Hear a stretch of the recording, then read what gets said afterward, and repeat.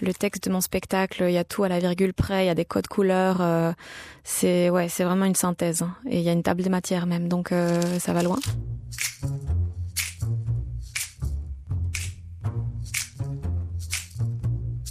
Bonjour. Des papiers, des mots, une invitée et une histoire à raconter. Voilà le podcast des petits papiers. Des études en communication, un bref interlude comme attaché de presse de la radio des chroniques sur Pure FM à l'époque, sur France Inter ensuite, de l'audace, celle de tenter une scène ouverte de stand-up pour voir si elle en est capable, tout simplement.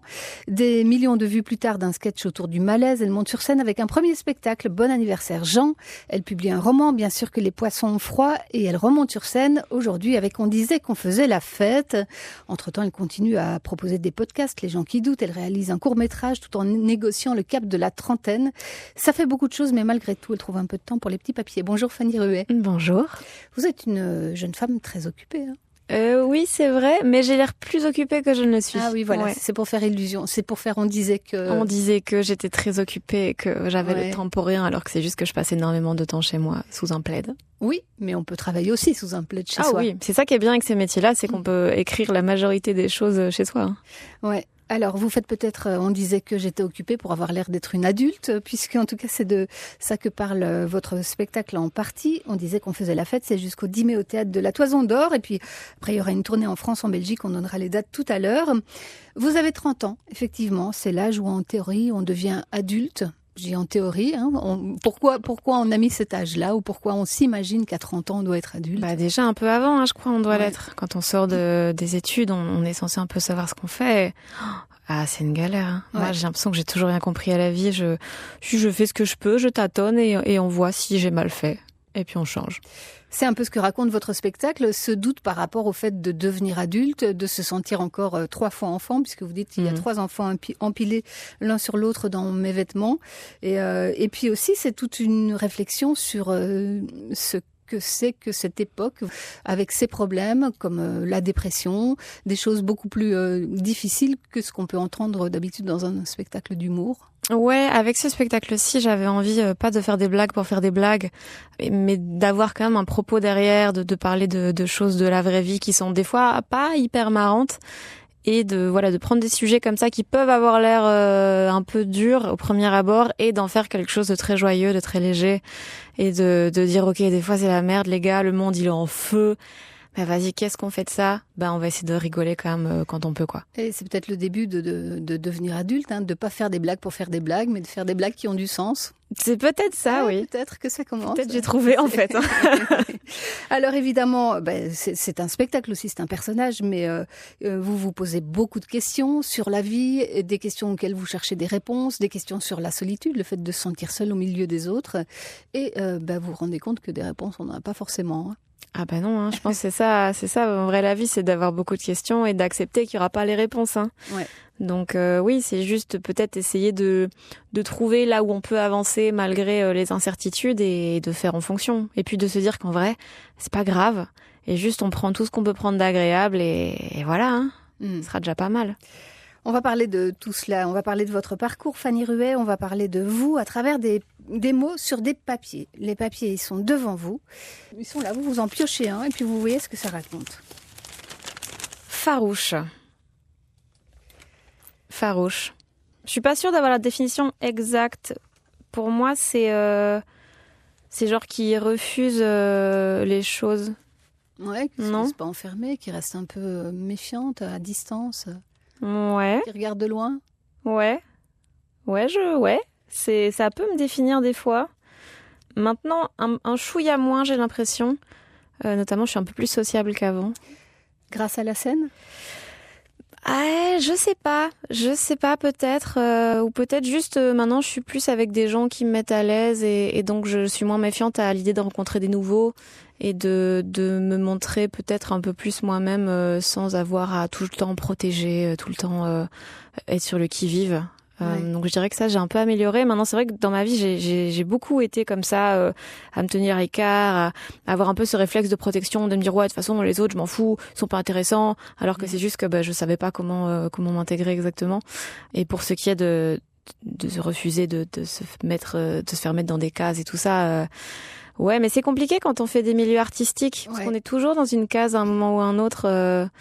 On est toujours, en termes de com, c'est nécessaire aussi qu'on nous place quelque part et qu'on sache comment parler de ce qu'on fait. Maintenant, moi, ouais, j'ai un peu du mal avec ça. Genre quand les gens ils me disent que je suis trash, ça me rend zinzin parce que je trouve pas que je suis trash en vrai. C'est juste que j'ai peut-être un seuil de tolérance assez haut vis-à-vis de tout ce qui est un peu bizarre, un peu crade de l'âme humaine comme ça. Oui, même du malaise, parce que vous en aviez parlé beaucoup dans votre premier spectacle. Et puis ça se retrouve aussi aujourd'hui dans le second, cette idée d'aller un peu du côté des choses honteuses, ou des trucs un peu malaisants. Mais parce que pour moi, c'est juste la vraie vie en fait. Et j'aime bien parler des choses dont on a des fois un peu honte, ou ce qui nous met mal à l'aise, ou j'adore quand les gens ils sont un peu désarçonnés et qu'ils savent pas est-ce que je dois rire de ça, parce que d'un côté, oui, c'est un truc que je pense aussi, mais de l'autre, c'est un peu en train de montrer que je suis une merde. Et l'idée c'est de dire ça, on est tous un peu des gros nulos et c'est pas grave, on est comme ça et personne n'est parfait et voilà. Est-ce que le fait d'être un peu moins méfiante, farouche ou moins dans votre coin, parce que vous avez eu une adolescence apparemment assez isolée, une enfance aussi où vous avez pas trop besoin des autres ou pas trop envie de les fréquenter? Enfance, ça va. Enfance, si j'étais quand même un petit clown assez sociable et tout et j'ai reçu énormément d'amour et tout ça, mais adolescence, c'est vrai que j'avais un peu le réflexe toute seule de me mettre à l'écart parce que l'adolescence quoi.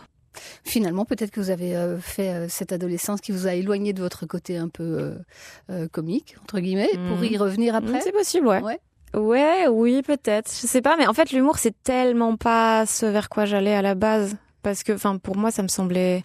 Je pense pour beaucoup de gens, les milieux comme ça semble pas vrai, pas possible. On voit que des gens qui sont connus, qui font ça de leur vie, et on se dit à aucun moment que c'est un métier qui est envisageable. Donc moi, c'était vraiment juste, j'ai fait une scène ouverte parce que je voulais me donner un petit coup de ok, je fais un truc qui me fait peur et je vois si je ressens des choses, quoi. C'était juste ça. Vous aimez bien vous faire peur? Non, je crois pas. Non, je crois pas. En vrai, je suis assez planquée. Ça m'ennuie un peu, mais j'ai l'impression que plus je grandis, plus j'ai peur de choses genre alors c'est un exemple complètement stupide, mais il y a pas longtemps j'étais dans un parc à trampoline parce que pourquoi pas pourquoi pas. Écoutez, vous êtes enfant encore, oui, mais 3 voilà, enfants empilés, on l'a dit. Oui. Mais là le fait de devoir sauter d'un truc haut et de tomber genre dans des boules en mousse ou je sais pas quoi, j'avais trop peur parce que maintenant je me dis de manière très rationnelle, ok, est-ce que je peux me casser quelque chose? Sauf que là, oui, si je me casse quelque chose, ça va pas parce qu'on a la tournée qui commence dans 2 semaines. Donc des trucs des impératifs d'adultes comme ça, alors qu'avant, mais on fonçait dans des murs, quoi. C'était marrant. Et maintenant, j'ai de plus en plus ces questionnements très très terre à terre qui gâchent un peu la vie des fois, qui rendent plus tout spontané, quoi. Ouais. Paradoxalement, avec le fait d'avoir envie de continuer à sauter sur le trampoline. Ouais. Maintenant, j'aime trop le confort et aller faire du camping. Sur papier, je trouve ça merveilleux. Mais maintenant, je me dis, mais je vais avoir mal au dos. Ouais, non. Fanny Ruet est avec nous aujourd'hui dans Les Petits Papiers. Fanny, parler aussi, c'était pas votre fort. Est-ce que ça aussi, ça va mieux? Vous parlez un peu plus qu'avant? Est-ce que vous dites que vous étiez pas très bavarde et que finalement, avec le premier spectacle, vous parliez plus longtemps sur scène que dans une journée complète? Oui, c'est vrai. Mais c'est vrai que je trouve ça beaucoup plus facile de parler sur scène que dans la vraie vie. Non, je suis toujours assez taiseuse en vrai.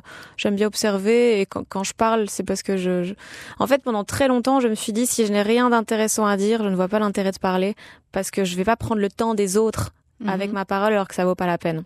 Maintenant, je suis peut-être un peu moins dans cet extrême-là. Mais ouais, je vois pas l'intérêt de parler pour parler. Genre, le fait de combler le vide, moi, ça m'intéresse pas. Et je suis très à l'aise avec le silence. Est-ce que la scène vous a aidé aussi à prendre un peu confiance? Oui, en tout cas, ça donne une validation sociale. Ouais. Mais ça aurait pu être la scène, ça aurait pu être n'importe quoi d'autre. J'ai dit la scène, mais je voulais dire le succès, pardon. Ah, le succès. Oui, dans le sens où le succès, tout est relatif évidemment, mais le succès est le découlement de la scène et de choses sur lesquelles je travaille fort. Et donc, je me dis, ok, quand je travaille fort, je suis capable de fournir quelque chose que les gens aiment. Donc, ça veut dire que, par ricochet, les gens, ils m'aiment. Donc, ça veut dire que j'ai une valeur. Et donc, il y a ce truc très d'aller trouver son ego là. Maintenant, en vrai, ça aurait pu être autre chose. Si j'avais fait, je sais pas, de la peinture et que j'avais fait des trucs très très beaux, je me serais dit, ok, j'ai une valeur là-dedans.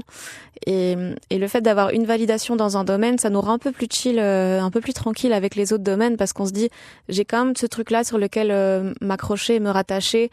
Et donc, j'ai pas besoin de prouver dans tous les autres domaines que je suis super, parce que j'ai déjà ça et je peux être normale dans les autres, quoi. Ouais. Les petits papiers. Fanny Ruet, notre invitée aujourd'hui dans Les Petits Papiers. Elle est à voir au Théâtre de la Toison d'Or jusqu'au 10 mai. On disait qu'on faisait la fête et il reste très peu de place. Peut-être très plus, peu de place. Peut-être plus à l'heure où on parle, on ne sait pas. Non, mais on a ajouté un cirque royal le 10 janvier. Voilà, 10 et janvier. Puis, il y a plein de dates en Belgique. Oui, on va les donner tout à l'heure à la fin de l'émission. Il y a effectivement plein de dates en Belgique. Vous passez près de chez tout le monde à peu près. En Belgique, c'est facile. Hein. Oui, tout est à 20 minutes. Je pense qu'on vous passez près de chez tout le monde. On le dira tout à l'heure. On va continuer. Je vous en prie. Je vous laisse prendre un petit papier. Contrôle. Oui, hein. Ça va mieux, ça aussi, ou pas ? Non, pas du tout. Non, je crois pas. Non, j'adore le contrôle. J'adore que tout soit... Ouais, ce qui fait que je suis très nulle pour travailler en équipe, par exemple. Mais ouais, j'aime bien ça. J'aime bien quand tout est très carré. Je suis très scolaire. Le texte de mon spectacle, il y a tout à la virgule près. Il y a des codes couleurs. C'est vraiment une synthèse. Hein. Et il y a une table de matière même, donc ça va loin. Ouais, j'ai besoin de savoir que tout est sous contrôle. Comme ça, s'il y a quelque chose qui se passe mal, ou si moi je veux partir en impro sur quelque chose, que ce soit sur scène ou dans la vie, je peux retomber sur mes pattes à n'importe quel moment, quoi. Ouais. Ça veut dire que vous êtes anxieuse quand même. On peut dire ça, oui, je crois. Je pense. Bon, quand on vous a vu sur scène, on le sait, ou en tout cas quand on vous a entendu. Mais est-ce que le fait de tout contrôler comme ça, est-ce que c'est rassurant ou est-ce que ça peut rajouter aussi de l'anxiété sur l'anxiété ? Non, moi je pense que c'est vraiment rassurant. C'est contrôler tout ce qui est contrôlable pour savoir gérer ce qui ne l'est pas, je trouve. Travailler en équipe, du coup, c'est difficile. Comment ça se passe sur les tournées ? Vous devez faire des concessions. On ne peut pas toujours tout gérer, tout contrôler. Il y a des imprévus. Oui, on a fait une belle mise en scène que j'adore, et selon les salles où on va, c'est pas toujours possible d'avoir exactement le même effet lumière et tout. Et au début, ça m'embêtait beaucoup parce que je me disais, mais on a travaillé pour avoir un truc tellement beau que j'adore, et donc j'ai mis mes standards assez hauts. Et là, on doit les baisser. Et ça m'embête. Et puis maintenant, je me dis, les gens, ils sont pas venus pour avoir tel effet lumière. En vrai, moi, je vais faire tout ce que je peux et de nouveau contrôler tout ce qui est contrôlable, à savoir, je vais bien jouer, je vais essayer de bien jouer. Mon texte, je sais que je l'ai bossé pendant des mois, donc j'en suis contente. Et après, le reste, hein, c'est pas grave, en vrai. Est-ce que vous êtes anxieuse aussi juste avant de monter sur scène ? Pas du tout. Non ? C'est vraiment rare, à part pour les captations. Quand c'est filmé, là, je suis un peu plus tendue parce que c'est vraiment figé quelque chose. Mais sinon, en vrai, je suis très tranquille et je pourrais... Bon, maintenant, j'ai un costume et tout, j'ai des vêtements spéciaux et tout, donc je dois arriver un peu à l'avance. Mais sinon, avant, je pouvais me pointer 2 minutes avant. Ah, c'est vrai. Et monter sur scène comme ça, boum. En fait, c'est tellement proche de moi, ce que je joue, que j'ai pas besoin de me mettre dans un certain état d'esprit, Et puis maintenant je suis un peu rodée à l'exercice, donc franchement non, je suis assez tranquille. Ouais, c'est vrai quand on vous voit entrer sur scène, on se dit elle a l'air relax. Ouais. Donc c'est vrai, vous l'êtes. Oui, vraiment. Totalement.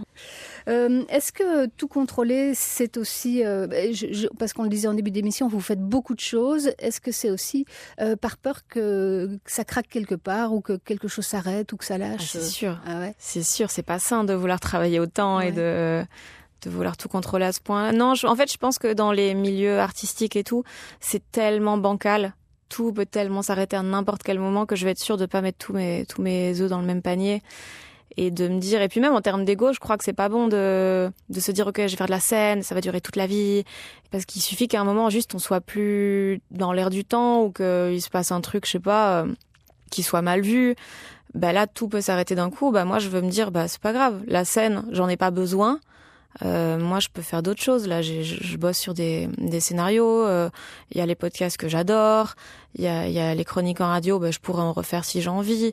Donc, j'essaye de développer plein de trucs comme ça. Déjà, pour me rassurer sur le fait que j'ai pas besoin d'un seul truc. Mais aussi parce que je trouve ça hyper important de continuer à apprendre des choses. Parce que c'est très facile de s'encrouter dans un milieu et d'avoir la tête dans le guidon en permanence, alors que là, ça me permet de voir d'autres choses. Et puis tout se nourrit en vrai. Ce que j'apprends en scénario, ça m'a aidé pour écrire le spectacle. Ce que j'apprends dans le spectacle, ça m'a aidé pour puncher des scénarios. Ce que j'ai découvert en réal, ça m'a permis d'avoir un peu plus Vous avez réalisé un court-métrage. Ouais. C'est récent, ça, je crois. Oui, il est sorti il y a 6 mois, je pense. Et donc ça m'a permis d'avoir une vision artistique un peu plus globale. Et c'est probablement ça qui m'a fait vouloir une mise en scène sur ce spectacle-ci, vouloir un peu plus soigner l'image. Et donc je pense vraiment que tout se nourrit et tout montre aussi une facette assez différente de moi. Genre les podcasts, je suis beaucoup plus calme, beaucoup plus vulnérable que sur scène où là il y a quand même un peu ce but de fanfaronner, de faire rire les gens. Et j'aime beaucoup ne pas avoir l'impératif de faire rire. Et donc ça, j'ai pu le faire dans le roman notamment, je peux le faire dans les podcasts. Et donc c'est vraiment plein de trucs qui se complètent en fait. Ouais. Fanny, quand on vous demande ce que vous faites dans la vie, vous répondez quoi? Je fais ce que je peux. Je sais pas, en général, je fais l'équivalent de la première phrase de Wikipédia, quoi. Ouais. C'est genre, je suis humoriste, chroniqueuse, autrice, machin, mais en vrai, je crois, j'écris des choses qui, j'espère, vont parler aux gens. J'imagine que c'est une question que vous n'aimez pas trop. On vous demande qu'est-ce que tu fais dans la vie? C'est dur, c'est dur parce que même moi, je sais pas en vrai. C'est juste, des fois, je raconte des histoires et c'est sous différentes formes et voilà. Ouais. Des fois, c'est marrant, des fois moins. Est-ce qu'au-delà d'avoir un peu peur que ça s'arrête et de ne pas mettre tous ses œufs dans le même panier, il y a chez vous une peur du vide aussi, Ouais, ça et c'est de l'ennui. terrifiant. Ouais, je sais pas ne rien faire. Mais j'essaie de travailler là-dessus cette année, de me trouver des hobbies. Parce que le problème quand on fait ce qu'on aime dans la vie, c'est que on n'a plus de hobbies parce qu'on a fait de tous les hobbies un métier. En fait, ce qui est merveilleux. Mais ce qui, du coup, quand je suis toute seule chez moi, si je veux pas travailler, qu'est-ce que je fais, quoi? Parce que tout ce que j'aime, c'est lié d'une manière ou d'une autre au cinéma, à la comédie. Et donc, je sais pas quoi faire. Donc, je lis beaucoup. Mais sinon, je sais pas quoi faire. J'essaie de faire des trucs manuels. Je peins beaucoup. Les murs chez moi, mais là les murs, pas du tout de manière artistique, je suis vraiment une bille. Non, les murs, mais là j'ai plus de murs, je suis en train de faire le dernier, donc je sais pas quoi faire. Changer de couleur en fait. Ouais, ou changer d'appart, je sais pas, il va falloir qu'à un moment que je fasse quelque chose, mais oui, sinon je peux faire à chaque fois une couleur plus foncée sur chaque mur, comme ça. Ouais, un petit dégradé. Ouais. Qu'est-ce qui se passerait, Fanny Ruet, si il y avait du vide et que vous vous mettiez à vous ennuyer un peu, ou que vous aviez trop de temps Franchement, j'en sais rien. Je sais pas comment j'essaierai de le combler. Là, je vois bien vu que je suis beaucoup en Belgique, vu qu'on tourne en Belgique, je suis chez moi et je me dis qu'est-ce que je fais, quoi. Là, donc là, j'essaie d'apprendre des choses. Là, j'essaie de me perfectionner en anglais. Et donc je dors des cafés, je lis des bouquins d'anglais et des trucs comme ça. Mais sinon, je sais pas quoi faire. C'est dangereux de n'avoir rien à faire. C'est se confronter à soi-même, peut-être. Mais oui, donc je pense pas que ce soit dangereux. Je crois que c'est bien, mais c'est effrayant. Donc, je pense que le pire, c'est le début. Puis une fois qu'on a accepté, mais dans un premier temps, se retrouver face au vide quand on a l'habitude, justement, d'avoir un emploi du temps hyper chargé. Et ouais, moi, j'ai besoin que ça aille très vite et que tout soit très bien organisé, très bien. Et donc là, ouais, quand il y a du vide, je me dis, mais mon Dieu, qu'est-ce que c'est long une journée, en fait. Oui.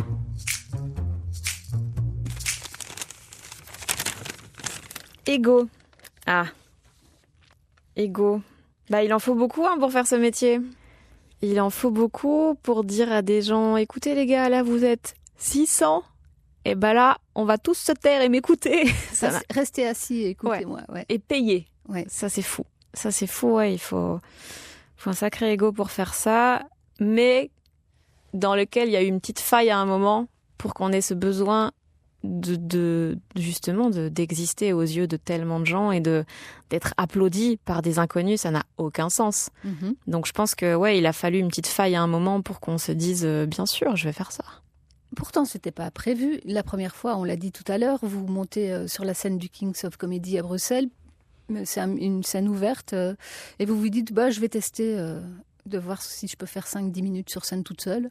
Mais c'était quoi? Là aussi, c'était de l'ego, c'était un truc de dire j'ai besoin de voir si je suis suffisamment... Non, là, c'était pas du tout de l'ego pour le coup, c'était juste j'avais besoin de ressentir quelque chose de fort. Et bon, là, c'était de la peur et j'avais envie de vomir avant de monter sur scène. C'était terrible, j'étais terrorisée. Mais Mais ça a marché parce que j'ai ressenti quelque chose de fort. Et puis en sortant, j'étais quand même fière d'être montée malgré la peur et de pas avoir annulé, quoi. Parce que vraiment, c'était tentant. Hein. Ah ouais, juste avant de pas monter sur scène. Bah ouais, parce que je me sentais tellement, tellement stressée. Qu'est-ce qui vous a fait monter? Parce que personne ne vous attendait. Vous auriez pu faire demi-tour et partir en courant.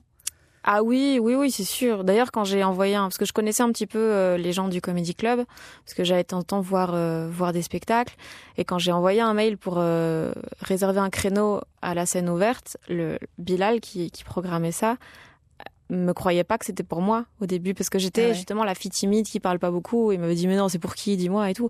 Et vraiment ça sortait de nulle part. Donc je sais pas, vraiment cette obsession pour ressentir quelque chose de fort. Vous vous souvenez de ce que vous avez ressenti à la fin de ce moment-là, quand on vous a applaudi? J'étais contente de l'avoir fait, et j'étais aussi frustrée de la bonne façon de me dire il y a des trucs à améliorer, je vais en refaire une deuxième, comme ça je vois si je peux faire un truc qui est mieux. Sauf que j'ai fait ça 10 fois en me disant à chaque fois je vais améliorer, et finalement je me suis dit ça marche bien.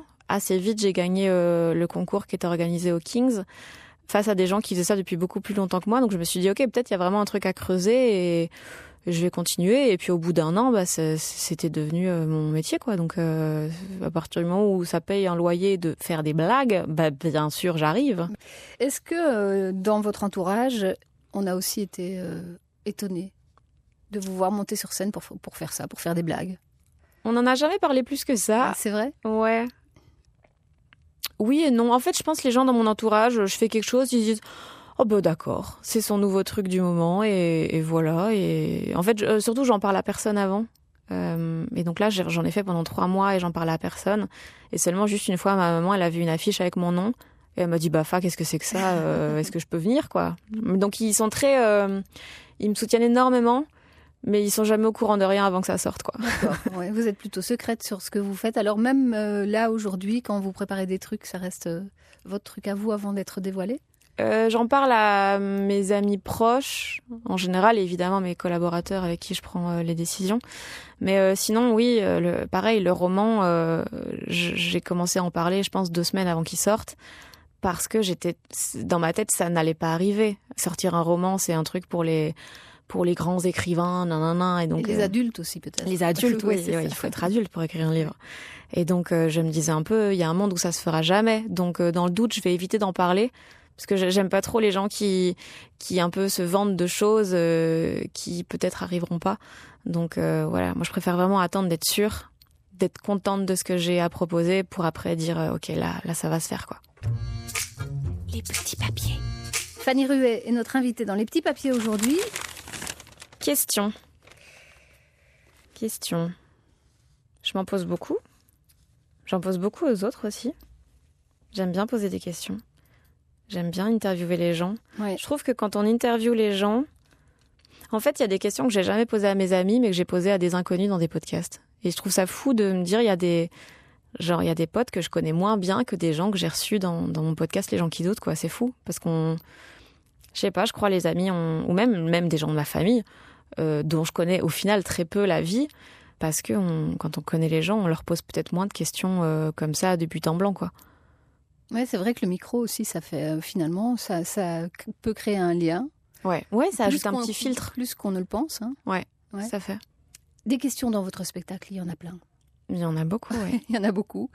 Comme on s'en pose quand on arrive effectivement à cet âge de 30 ans. Moi, je me souviens, c'est une période où on se pose beaucoup de questions. Vous êtes très proche aussi de ça, de votre génération et de votre époque, en fait. Oui, je pense qu'on est une époque un peu bizarre où on est très conscient des difficultés qu'on a et tout ce qu'avant, ils planquaient sous le tapis. Parce que voilà, la dépression, c'est pas récent en vrai. C'est juste qu'avant, on s'en fout de ta dépression. Juste, tu vas travailler et tu nourris la famille, quoi. Alors que maintenant, on est beaucoup plus à s'écouter... des fois trop. Je pense que ça peut nous rendre très égoïstes des fois de s'écouter à ce point. Mais donc en effet, on est une génération qui a conscience de ça. Et donc j'avais envie d'en parler un peu, de parler de dépression, d'antidépresseurs, du fait qu'il y a énormément d'effets secondaires qui au final rendent ça assez marrant Parce que c'est ridicule ouais, tu te sens un peu mieux, mais tu dors 14 heures par jour. Bah, évidemment que je me sens mieux. Donc j'avais envie de parler de tout ça et puis de tous les questionnements qu'on a sur le fait qu'on est posé au milieu d'un monde qui est en feu et clairement on va droit dans le mur. Mais qu'est-ce qu'on fait de ça ? Est-ce qu'on doit faire des choses à l'échelle personnelle ? Est-ce qu'on doit être dans le déni parce que c'est le seul truc qui nous permet de survivre ? Donc c'est assez compliqué, quoi. Il y a la question de la solitude aussi dont on a parlé tout à l'heure, mais d'être seul au milieu des autres, que beaucoup de jeunes gens connaissent aujourd'hui. Et peut-être que, vous en parlez d'une certaine manière, mais ça se met dans toutes les situations, dans le travail aussi parfois, on se sent seul au milieu des autres. Quels sont les retours que vous avez ? Je pense que c'est plus dû à l'époque qu'à la génération, en vrai, dans le sens où il y a des gens de 40, 50, 60 ans qui me disent « Ouais, ça m'a énormément parlé à certains égards ». Parce que ouais, je pense que cette solitude, elle est partout. Surtout maintenant, alors attention, alerte vieille dame, mais le fait qu'on ait nos téléphones tout le temps, qu'on soit en permanence accessible, ça nous rend encore plus enclin à se sentir seul parce que voilà, là, tout le monde pourrait m'écrire et personne le fait. Ouais. Donc ouais, ça, je pense, le téléphone, c'est vraiment c'est merveilleux et c'est horrible en même temps. Vous faites attention à votre rapport Ouais, maintenant oui. J'essaye de faire moins de 2h30 par jour, ce qui est déjà énorme, mais ce qui en vrai, par rapport aux gens de mon âge, est vraiment peu.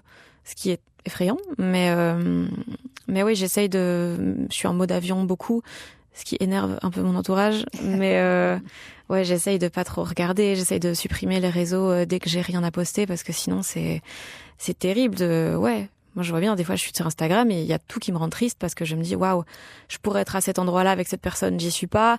Les autres, ils ont l'air d'avoir une vie super cool et moi aussi. Mais le fait de voir celle des autres, ça me donne un peu l'impression de rater quelque chose et de jamais être assez bien, quoi. Donc, ouais, j'essaye de réduire. Les réseaux sociaux, c'est aussi un outil pour vous quand même de travail. Donc, quand on fait de l'humour et quand on fait des chroniques, des vidéos, des podcasts, on est obligé d'y être. Vous faites attention aussi à ce qui se dit sur ces réseaux parce que parfois, c'est pas toujours tendre. On peut prendre des commentaires qui sont pas sympas. J'essaye de regarder moins qu'avant. En fait, je sais qu'il y a des réseaux où je dois pas regarder. Je sais que pour un même contenu que je mets sur Insta, sur Facebook, sur YouTube et Facebook, je vais me faire défoncer par René, 67 ans, qui n'est pas d'accord avec ce que je dis, alors que sur Insta, ça va très bien marcher. Ouais. Donc je sais maintenant, YouTube et Facebook, je regarde plus. Instagram, un petit peu quand même, pour voir un peu ce qui fonctionne moins, ce que les gens en disent. Maintenant, j'essaye je check une fois, puis après, terminer bonsoir et je passe à autre chose, quoi. Est-ce que vous êtes comme de nombreux artistes qui, s'il y a un mauvais commentaire, ne retiennent que celui-là ? Ça dépend. En fait, si je sais que la personne a raison, là oui, ça va m'embêter. Si c'est t'es vraiment une conne, je te déteste, nanana, je m'en fous parce que voilà, ça les goûts, les couleurs et puis si la personne elle a l'air vraiment très très en colère et donc je pense que c'est elle le problème. Si par contre on me dit cette chronique là, j'ai trouvé un peu paresseuse, je vais me dire merde parce que c'est vrai que je l'ai un peu bâclée, c'est vrai que machin et donc si les gens ils ont raison, ouais, ça va me toucher parce que je sais que c'est un manquement de ma part.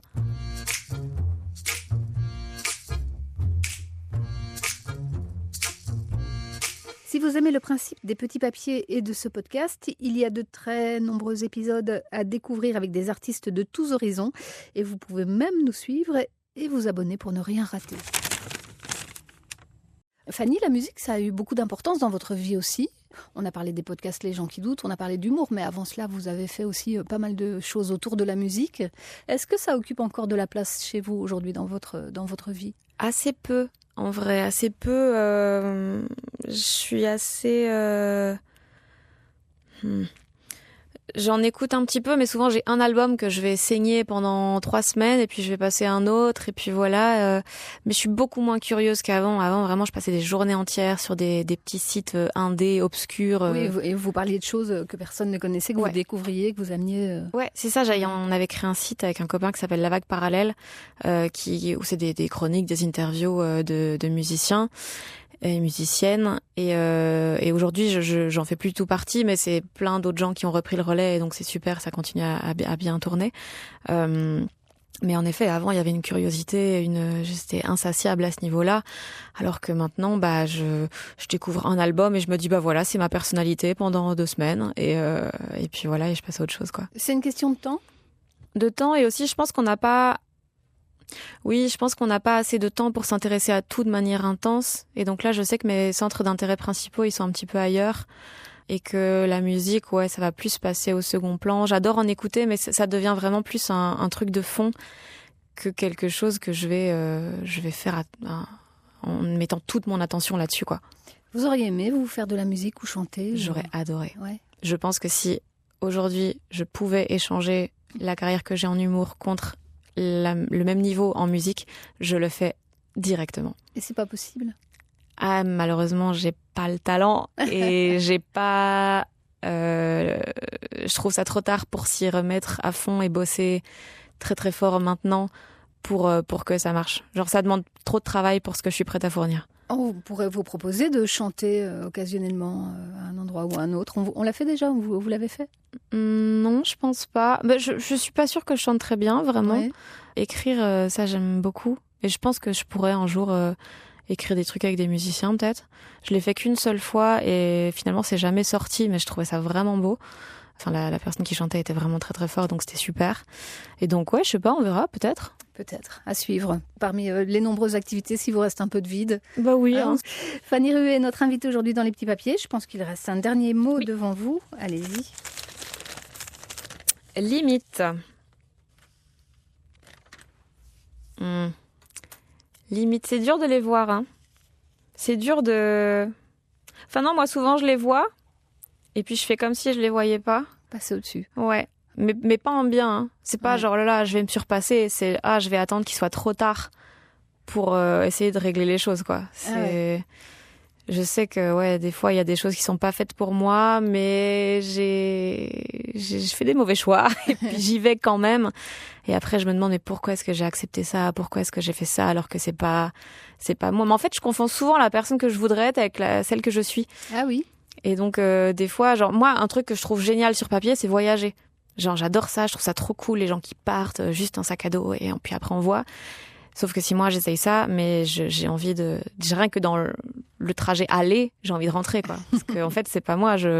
J'adore être chez moi, j'adore le confort de ma maison et j'aime trop être chez moi avec le chat et donc ouais non, ça correspond pas à qui je suis en vrai. C'est quoi la personne que vous aimeriez être? C'est qui? Ça peut être quelqu'un aussi. Je sais pas, moi j'admire beaucoup les gens qui un peu Marina Rollman comme ça, un peu voilà, elle a fait du stand-up, les gens ont beaucoup aimé, puis après elle a dit tu sais quoi, j'ai plus envie donc j'arrête. Et puis elle écrit des scénarios dans son coin, et puis elle est plus sur Instagram. Et moi vraiment le fait de plus être sur les réseaux, c'est un truc que j'envie extrêmement fort. Genre j'ai envie d'être assez reconnue dans mon travail pour ne plus avoir besoin de le promouvoir. Ça, c'est vraiment mon objectif de vie. Vous pourriez le déléguer, en fait, déléguer les réseaux à quelqu'un et ne plus y être vous directement? Oui, c'est vrai. Mais c'est quand même moi qui ai dû préparer toutes les vidéos, sous-titrer les machins. Et oui, c'est vrai que je pourrais déléguer, mais je pense qu'on la tournée n'est pas encore assez rentable pour avoir quelqu'un à temps plein là-dessus. Mais sinon, ouais, c'est un truc que j'aimerais bien. Donc Marina Rollman comme exemple, comme modèle. En termes de mode de vie, oui, je trouve ça cool. Le fait de pouvoir écrire des choses dans son coin et puis ne parler en public que quand on a quelque chose vraiment de beau et de travailler à dire, ça, je trouve ça vraiment génial. Fanny, les limites, c'est aussi parfois peut-être les limites de la pudeur, de ce qu'on peut dire ou de ce qu'on va dire sur scène ou pas, surtout quand on parle de soi. Comment vous mettez la limite là? Il y en a une? Oui, il y en a une. Enfin, il y en a beaucoup. Il y en a beaucoup. Je sais que j'ai l'air de parler de tout sans problème mais en vrai, pas tant. Pas tant. Je parle pas. Par exemple, je parle pas de mes histoires d'amour au moment où elles se passent. J'en parle que après, déjà parce que quand ça se passe bien, il y a rien d'intéressant à dire. Hein. Souvent, c'est pas marrant. C'est juste très doux et agréable. Je fais beaucoup de blagues de cul, certes. Mais je parle jamais de trucs intimes, genre de désir ou de trucs très premier degré. Vous parlez de masturbation quand même, vous parlez de sex toys, vous parlez quand même de choses. Ouais, mais pour moi, ça, c'est vraiment des blagues de cul un peu... Voilà, c'est très général, mais je parle pas vraiment de désir, Non, non, et en fait, il y a une pudeur. Elle est pas du tout là où les gens pensent qu'elle est. Mais si, il y en a une. Et puis dans les limites que je me mets, il y a ne pas blesser les gens. que ce soit toujours bienveillant, même quand je parle de quelqu'un qui a fait un truc mal ou quoi. Ne pas dire des choses que j'assumerais pas en face à face avec quelqu'un. Ouais. Par rapport à vos proches notamment. Non, mais si je fais une blague, je sais pas, sur un type de personne, enfin non, ça il y en a pas trop en fait. Mais en fait, si je parle de quelqu'un et si je parle de quelqu'un et que face à lui j'oserais pas dire ça, je le dis pas, parce que je trouve ça très, c'est un petit bouclier la scène et c'est pas toujours très sain. Fanny Ruet, donc à voir sur scène au Théâtre de la Toison d'Or jusqu'au 10 mai. On disait qu'on faisait la fête, c'est le titre du spectacle. Je vais redonner la liste de la tournée, puisque vous serez le 14 mai à La Louvière, le 15 à Verviers, le 16 à Faux-Villers, le 17 à Gembloux, le 6 juin à Braine-le-Comte, le 7 juin à Waremme, le 12 à Charleroi, le 14 à Braine-l'Alleud, le 18 à Genneval, le 10 octobre à Ottigny, le 16 octobre à Liège, le 17 à Libramont, le 23 à Perouet, le 24 octobre à Charleroi, le 25 à Namur et le 10 janvier 2026 au Cirque Royal. Vous serez aussi le 2 janvier 2026 à l'Olympia. C'est la première fois. Hein. Oui, première Olympia. Ouais. Vous avez un peu peur quand même, non ? Ça va. Ça va pour l'instant. Ouais, pour l'instant ça va. C'est plus le fait de me dire qu'en une semaine je vais faire l'Olympia et le Cirque Royal. Là, je me dis, j'ai pas intérêt à tomber malade, en fait. Ouais. Là, c'est pas le jour, faut pas que j'aille au parc à trampoline juste avant, quoi. Dire, faut pas sauter sur un trampoline cette semaine-là. Merci d'être venu dans Les Petits Papiers. Je rappelle Les gens qui doutent, c'est votre podcast. Je rappelle qu'il y a le roman qui est toujours disponible. Bien sûr que Les poissons ont froid. Merci, Fanny. Merci beaucoup, Régine. Si vous aimez Les Petits Papiers, emmenez-les dans votre poche et écoutez-les où vous voulez. Il suffit pour ça de vous abonner et n'hésitez pas à laisser derrière vous quelques étoiles et commentaires. Ça nous permet de vous proposer encore plus de petits papiers. À bientôt.